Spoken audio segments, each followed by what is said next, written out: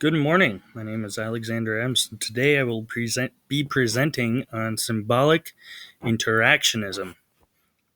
All right, so let's talk a little bit more about the basic facts of it. What is it? So, symbolic interactionism is a theory within the topic of interpersonal communication.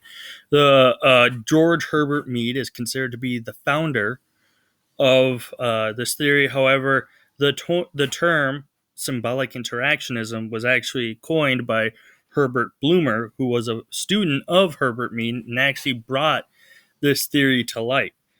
Um, Going forward, um, so uh, symbolic interactionism is a micro level form of communication between two parties. Part of it is really what makes it also an interpersonal form of communication. But instead of looking at interactions of the more broader society, within law or within education, we look at its basic function between one person to another.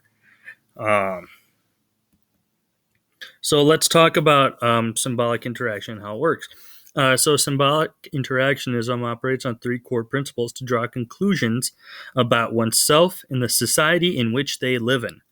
Uh, with this, it takes meaning, language, and thought, and through all three of those processes, does one interpret society and create meaning out of it and also convey that. And that's the part that makes it a part of communication, is the conveying of that meaning to others. So actually I added this little clip it from the far side. But I thought it kind of makes some fun of nowadays. So it's honey, it's been 45 minutes and I don't think he's going to call on you. Melissa misunderstands massive open online course. If you guys ever take a Zoom class, you'll see the little raise hand button if you want to be called on, but sometimes people don't really notice that. But nonetheless, it's a form of meaning and symbolic interactionism. She doesn't see the meaning in that raise hand sign. Instead, she's raising her own hand, anticipating that the teacher will then see it through their screen and call on her. So I thought that would be funny to add. So let's talk a little bit about meaning, the first principle of symbolic interactionism. So meaning is the interpretation of life as you perceive it. Essentially, that's what it means.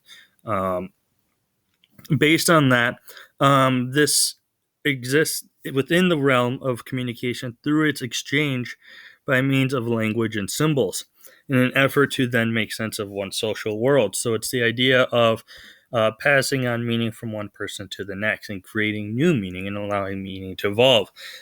So an example of how this would work is, let's take a tree for example. When one looks at a tree and there's it's really sunny out or it's really rainy out, one might take cover beneath the tree because it's seen as a form of shelter.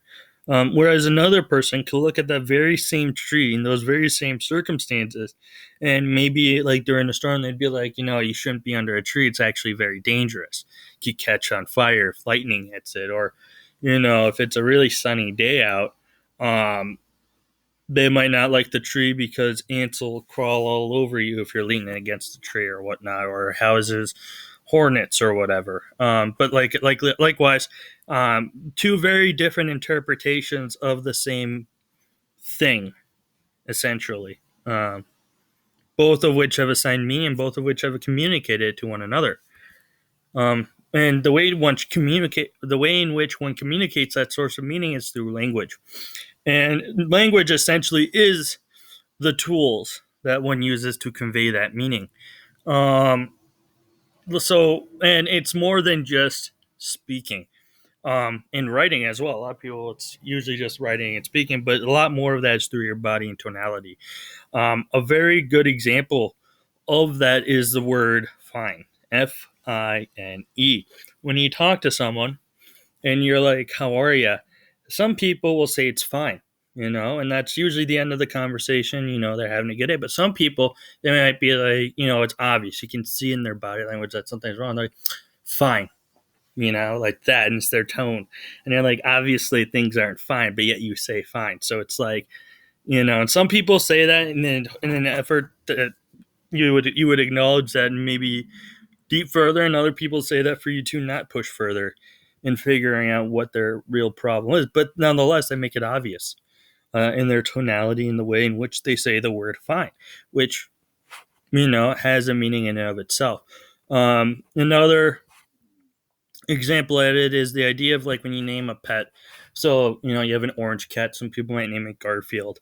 I might name one Cheetos because it looks like the orange cat from the logo.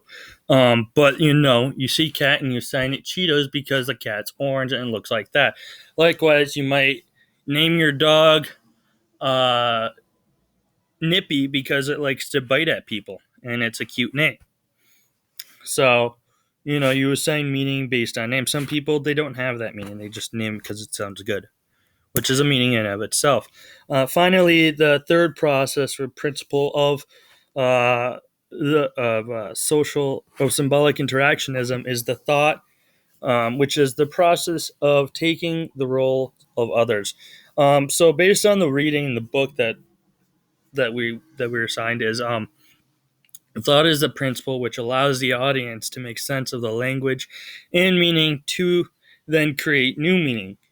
So, based on this final principle, it's pretty much like a cycle, like a storm cycle that then it regenerates new meaning, and then you go from that again.